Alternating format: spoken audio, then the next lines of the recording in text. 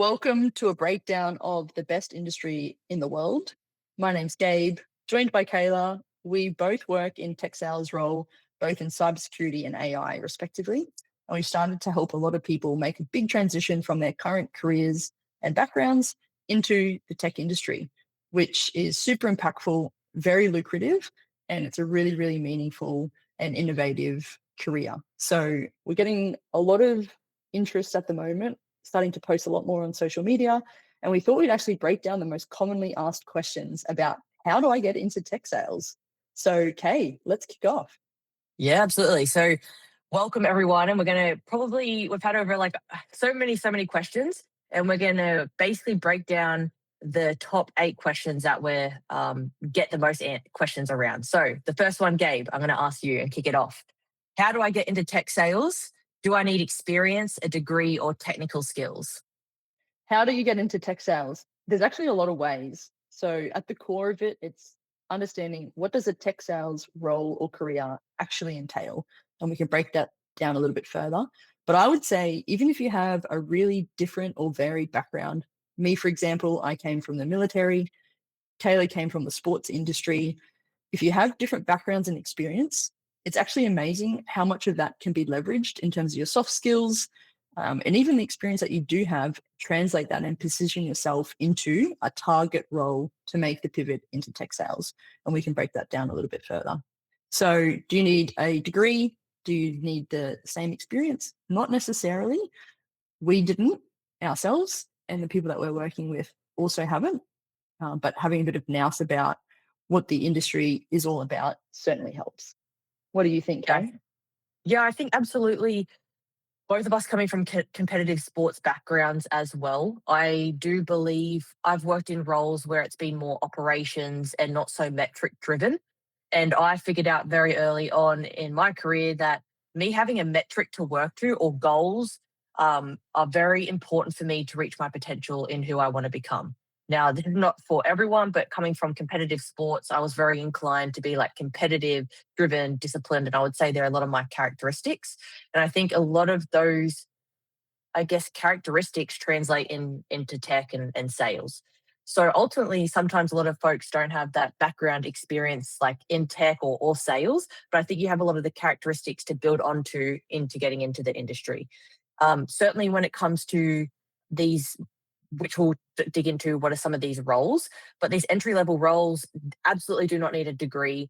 No way. And then you also talk about the technical skills. Usually, typically in tech sales, there's going to be a business owner and there's going to be a technical expertise. And where me and Gabe more so fit on is the business element. So you don't need the technical skills to go very deep into the technology, but you will also be taught that during your onboarding as well around how to pitch the product. If you're going for a pure tech sales role, whether that's a SDR, BDR, which we'll go into, or an AE role, account management role, or even in channel sales, the core skills are actually more about stakeholder management, understanding how the business works, being really good at following up, you know, being able to provide value, understand the pain points, and how your solution can help to solve a problem. Not so Mhm. much like the technical speeds and feeds and the features. And as Kayla mentioned, you do have a big team around you in the tech sales career to also support you with the more technical acumen that comes with that type of motion. So a bit more dynamic than what you would think outside of just purely needing to be technical. Yeah. So before we move on to the next question here, just to round out that, how do I get into tech sales? It really is dependent on each individual's background and experience. But ultimately, you want to be figuring out which jobs and resumes to be putting in your application. There's recruiters out there. We can assist with helping you identify which organization and which vendor or technology company is great to go to. And that's how I would approach getting into tech sales. Beautiful. Okay, I'm going to fire the next question at you. So, how about backgrounds? What backgrounds transition the best into tech sales? We are getting this quite a lot and we have some experience here. So, what are your thoughts on that? Yeah. So I was a personal trainer in the fitness industry and then did a bit of sales at the NRL. So basically, if you're in the fitness industry, you are ultimately having to get people to your classes, or you do one-on-one personal training, so you have great expertise and skills in getting into the industry. But we've also had examples like my sister where she was in childcare, and for her to pivot into tech sales, she went and took a role in a call contact center for a couple months before landing her first job in tech sales. So a lot of the people that I've seen get into the industry is very much like ex fitness related backgrounds. We've had a lot of like real estate sort of buyers agents folks jump into tech sales. And then, Gabe, you have such a wealth of experience with a lot of your army mates transitioning out, getting into tech. Yeah, military background, which seems like it would be completely on the opposite end of the spectrum as it relates to moving into tech sales. So just shows that anything is possible when you know how to position yourself correctly and use those skills and experiences into a role. Other examples, we've worked with people in the past and even anecdotally with friends and other colleagues, even things like hospitality industry, which you might not think is even relatable. It's like the core skills if you're dealing with clients in customer service type facing roles. If you've been like a small business owner, there's so much there that can be leveraged to come into the tech industry. And there's a lot to work with in terms of being successful. Great. All right, next question over to you, Gabe. What role should I start in? A sales development representative role, business development representative role, an account executive, and how do you progress from there? Totally depends. Again, we take a look at your current profile, your skills experience. There's different pathways in. So if you're targeting more, if you're an entry level professional age 21 to 28, we certainly would recommend a pathway into an SDR or BDR role. The difference being inbound versus outbound type sales. We can break that down further too, which would be a great pathway into tech sales because we think that there's a lot of leverage there to really hone in the skills, learn the industry in the first 12 to 18 months, and then use that as a launch pad after proving results to move into a higher paying account executive, account management, or new business development role, which is a pathway that we can help to build out with you. Yeah. And Um, if I just break that down, Gabe, I'll just go really nitty gritty into like purely my experience because I've taken this exact path from a SDR, BDR into account executive. And anyone aged 21 to 28, I highly recommend starting as a sales development representative. Now, as Gabe alluded to, there's inbound, outbound. Now, if you're pretty fresh to tech sales, being a sales development representative is it's a good place to start because the company will more likely be doing marketing events and they'll have ads going, and so they have already sort of warmish leads that you're calling upon trying to book the calls. Whereas a business development representative, you're going to these white space where they've probably never heard of the company before, and you're trying to warm them up, but then also book the call. So also companies call this SDR, BDR like different things, but ultimately that's how we'll frame it for today's call. And if you are getting into tech sales, start there because it's fundamental for you to learn the outreach tools that you're using. There's so many different ways to outreach via LinkedIn, phone, email. We use like Outreach, there's Gong, and all these like AI advanced tools now to be able to reach out to folks. And ultimately, if you don't have that like the ground level knowledge and understanding how to even book meetings, how are you going to be successful in an account executive role? So start there, do that for 12 months, and then look to start transitioning into that account executive role. And one thing that's really important is when you land this job, you want to ensure that you're going into a company that does hire within. And if they don't hire within, that's okay.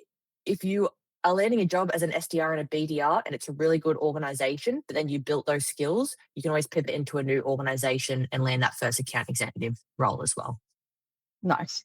What was your experience, Kate? You went SDR for company one, and then you actually made the move into like an SDR management role into another company, and then you sort of made your way into that enterprise account pathway through a few different progressions, right? So Yeah. different, just an example of different ways to actually go about it.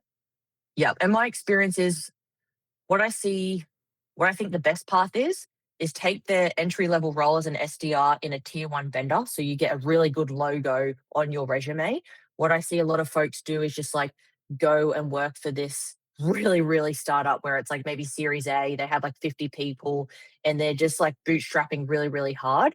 And the vendor is not even known in the industry, right? So I recommend apply for a lot of these roles, get a job at a tier one vendor. And I was there for 12 months. I started as an SDR, got promoted into a BDR role.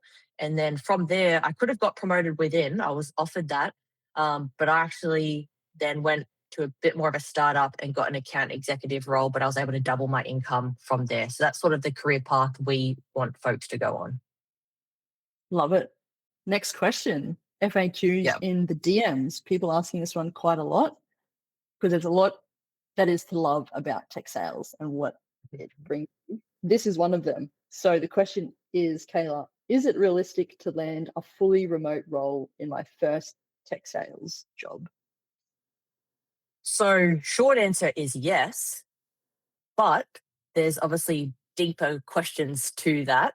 And I would say if you are getting a job in a tier one vendor, they're going to want you probably in the office 3 days a week. Now, tech sales is very hybrid style of working. But if you're an entry level person getting into a job, you should be around high performers. You should be around a team getting supported, getting enabled. Like it's the funnest thing being around a folks all sort of your own age, like ripping dials together, getting wins together. And it's the only way that you can also learn because as a sales development representative and a BDR, you are booking meetings for your account executives that you're looking after. And so you're in the office with those AEs that are helping you support book those meetings as well.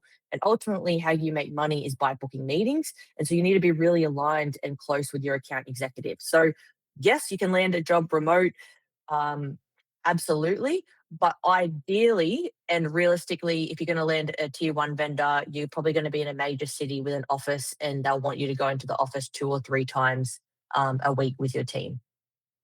Yeah. So people are asking, is it realistic? I would actually say no. But is it possible? Yes.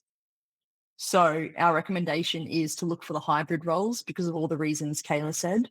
And it's amazing to set you up for success in your career. There, of course, are a lot of opportunities out there that are remote, could be fully remote. But I just think if you're serious about an amazing and rewarding career, certainly look for the roles that are hybrid, entry level, and then build your pathway. Even think that 3 years, 5 years up, because you can certainly be targeting those 200, 300K packages and more in the future by one of my favorite sayings is well begun is half done. So Mhm. realistically, aim for the roles that are hybrid and really build your launch pad in your career by starting strong in a tier one vendor at the right company with the right role at the right salary band for that. Mhm. Yeah, absolutely. And then once you also move into an account executive type role, it becomes like ultimately I would say most organizations, depending on what company you work for, they might have a rule where you got to come in the office 2 days a week, or it's three, or it's five. But ultimately, once you're in that closing role, it's just important you're hitting your number, but also like you're going on site to customers, you're seeing prospects in person. So it's actually sometimes really hard to get into the office, and therefore it's not required because you could be, flying somewhere to go meet a customer as well. So it's very dynamic in that sense. As Bill McDermott says, Kay, let me loose out in the field, Exactly. meeting Yeah. customers, being an amazing rep. So Absolutely. So, next question. How much can you realistically make in tech sales and how long does it take to earn good money? depends how good you are, what you can deliver. I totally agree. It's 100%. I was speaking the other day around these three factors, which is timing, technology, and the third one being Talent. talent. And so it really, when I reflect back on my now going into my 6th year in tech, it is so important to have at least two of those three to be successful. And also, you need to be in an organization that has a product that is a need and not a want for organizations. Now, sales definitely rewards effort and volume 100%, but you also need to be having a weekly reflection of what's working, what's not working. How could I have improved that pitch? How could I have improved that opening? Because ultimately, you could say you could earn a lot of money, but how much work are you willing to keep iterating to get better in tech sales? Yeah, I love it, Kay. To put some numbers to it as by way of example, and everyone's really different, careers are really different. Like we all know that from our own lived experience. Mhm. I would say the salary band and ranges, if you are that entry level professional, age 21 to 28, let's say you come from a fitness athletic background, you have really strong transferable skill sets, you're really driven and you're ready to give yourself 100% in this role. You certainly would want to be targeting an OTE, on target earnings, around that 100K mark for the SDR, BDR roles, at least in the sweet spot for a tier one vendor. Of course, that can be plus or minus 10 to 20%, just depending on multitude of factors. The big kicker though is thinking about again um, what you need to be achieving in terms of your key performance indicators, your KPIs, and what you're employed to do, which typically for those roles looks like number of booked meetings per month, per quarter, and even what we're seeing in the industry now is a bit of a trend line as to how that's actually translating to meaningful pipeline and even closed won bookings to rate the quality of that role. The upside in terms of the commission, though, is you can earn an extra 20, 30K. And where you want to be operating is being in an uncapped commission role, which, Kay, what's the, in the SDR, BDR realm, is it capped or is it uncapped for those type of entry level? Yeah. So with those sort of roles, it can be like uncapped, absolutely. But Cool. it is more of a with an SDR, BDR, my first experience was like I had more of a 70% base and then it was a 30% commission structure, which is good.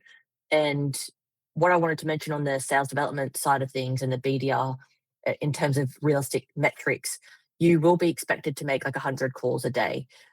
Ultimately, though, what is the most important number, what I've seen pretty consistently with all my mates, my experience, is you are looking, and it depends if you are going after small to medium businesses versus enterprise, so that's also a bit different as well. But typically, when you start, you'll be needing to book around 20 meetings per month. So if you hit 20 meetings per month, that's really, really good. But that also could require those 100 calls. Or, for example, I used to get a lot of my meetings booked through LinkedIn and text message. So you find your own groove, and every organization is quite different of how they look to book meetings as well. But yes, to your question, Gabe, it's usually like uncapped. The thing is, I wouldn't want to be going to an organization that isn't uncapped. So part of your interview process, I'd be asking those sort of questions. Yeah. So back to the question, how much can you realistically make in tech sales? Let's say that starting role is between 100 to 130K, Yep. particularly when you're achieving those results and you're in an uncapped position. Then what we're talking about is actually building a pathway. So what the next role looks like after that Mhm. and in your career. So the second part of the question, how long does it take to make really good money? You can it's like how long is a piece of string? Like you if you really learn the craft and you become this weapon operator, which is totally possible and you learn the ropes, that next role could look like an OT of 200K and it's Mhm. uncapped. So then when you're doing really well, you could be making 300K that next year. And then as you continue to refine your craft and you have a few years of experience under your belt and you're continuing to progress your career, it's like you can earn in tech sales. It's so rewarding and it's so lucrative. You can be earning $500,000 a year. Really experienced enterprise sellers, they earn millions of dollars a year. Like it could take that 1 year where you just hit it out of the park and you're hitting 300% of your quota, 200% of your quota, and then you get big kickers and big incentives. So there's a lot of money to make. How long does it take? It really just depends on lots of things, but And Gabe, you just you to, want to be. I'm super open and transparent around how my path looks like. So year one was 80K, year two was 166K, year three was 254K, and then from pretty much from there, I've always made over 300K a year in it. So if you're basically willing to go 3 years to start out, that's sort of what your trajectory can look like then for the future. Love it. Very good. All right. What's the next question, Kay? All right. So we have What does a real day in tech sales look like? And is it flexibility real or a myth? Well, this question. Smiling and dialing. Yeah, I think as a sales development representative in BDR, you are literally just prospecting every single day, making calls and trying to book meetings. So that's what most of your day looks like. But you would break up that structure because you're doing almost like market research, understanding you have top accounts that you have to go after. So you'll be understanding, they put out a newsletter or something in the news, and how does your product tie to their need? And so you're crafting those emails, those outreaches to get a meeting with them. You'll be sending follow ups, making sure people actually join the meetings. But I think what's really exciting is like, what does the future look like once you get into an account executive role? Now, every single day I think is very dynamic because you are either on site with customers, so you're preparing a lot of those meetings for how those meetings are going to go.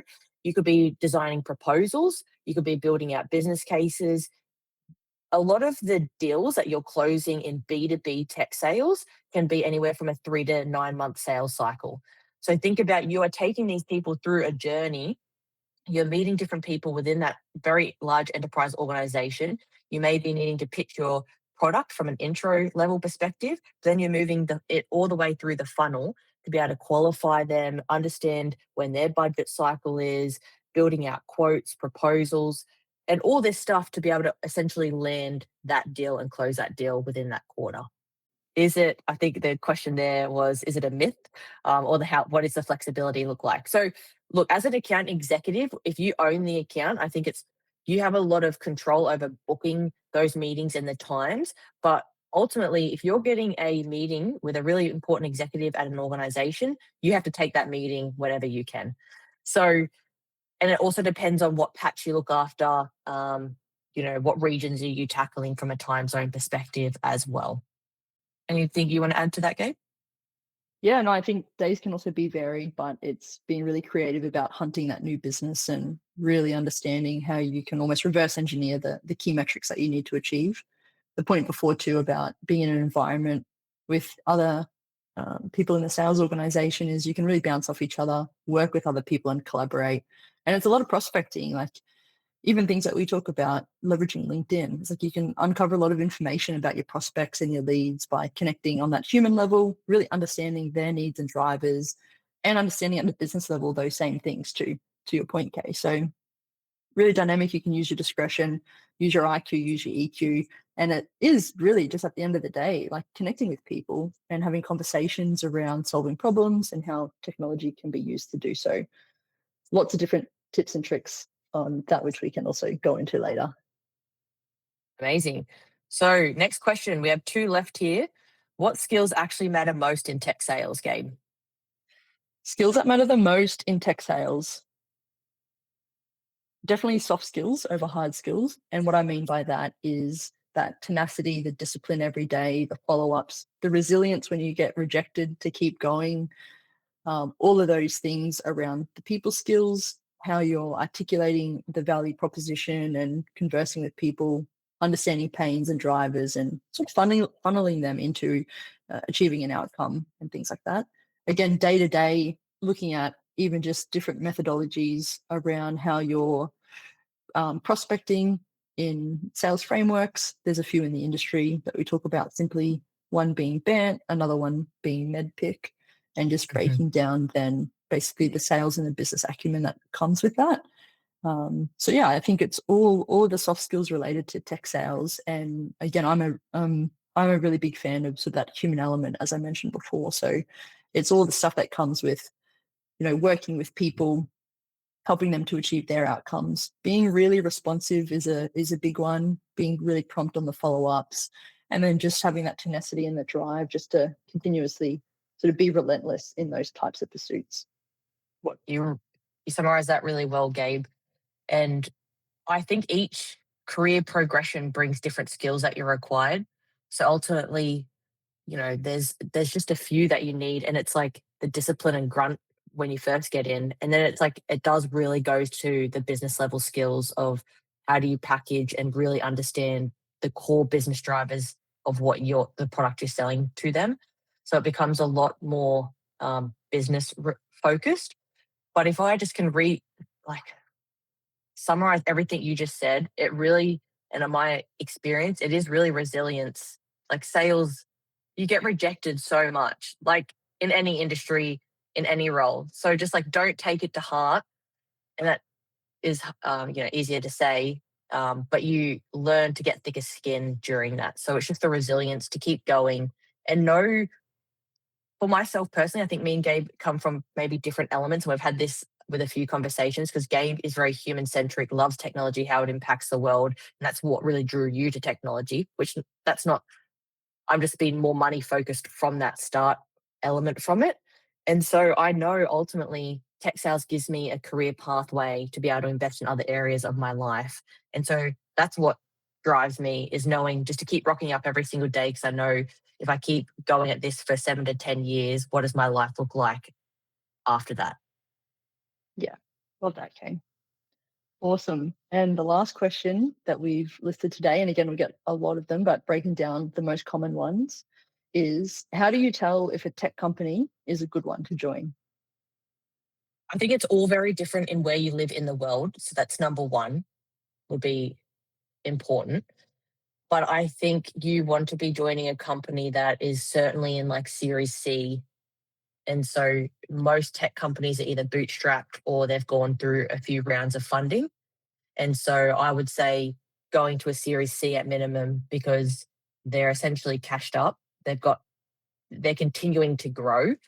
And I think for folks in Australia specifically as well, looking at companies that are like American or UK based and they're actually expanding to Australia is a good sign because it means they've got product market fit in America and the UK, and now they're looking to come to Asia Pacific, Australia, New Zealand, etc., to expand as well.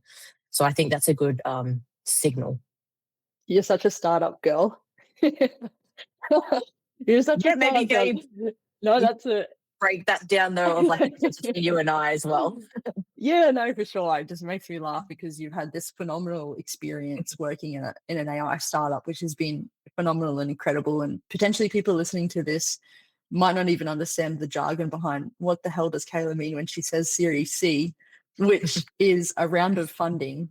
Venture capitalists in particular will put invest in new startups at like hundreds of millions of dollars, and then the alphabetical order being A, B, C just sort of implies outside, this gets could be a bit technical, but outside of a seed round, which usually is the first round of funding, it just means there's been like three or more rounds of funding, which means there's product market fit and there's growth behind that startup. But that would be a category of tech company which is a private company, and so usually more startup. And there's a lot of advantages in terms of going to a startup. But on the other end of the spectrum, there's publicly listed companies and big established companies that could be 10 to 20 years established, and they are big players in the market. You could look at public stock markets, for example, and you might have heard of the FANG stocks. You know, that's all like the Magnificent Seven. Again, this is a bit jargony, but Which house, are Google, Microsoft, Facebook. You yeah, mentioned some of those. exactly. So, And yeah. they're like the household names, right? Like a lot of people, we all know Meta and Facebook, same company. We all know Google, Microsoft. You know, those are big tier one publicly listed tech companies. And certainly when we speak about tier one vendors, we would say they are certainly within that sweet spot. And then within more of the domains and the niches of technology, there's also big tier one logos that we could list and we can share about. So I think back to the question of how do you tell if a tech company is a good one to join? There's a few things to look at. If it is private, the rounds of funding is a really good signal, as Kayla just broke down. If it's a publicly listed company, look at the household names. They are a lot more competitive to get into. For either one, you could consider the pathway into those roles. And again, this is what we were mentioning at the start. If it's entry level, look at those SDR, BDR roles in a great logo, get a good logo on your resume, and then build from there. My personal experience coming from the Army, I was fortunate enough to land a sales role, an AE role from my 7 years of work experience already and the skills that I had acquired being an army officer.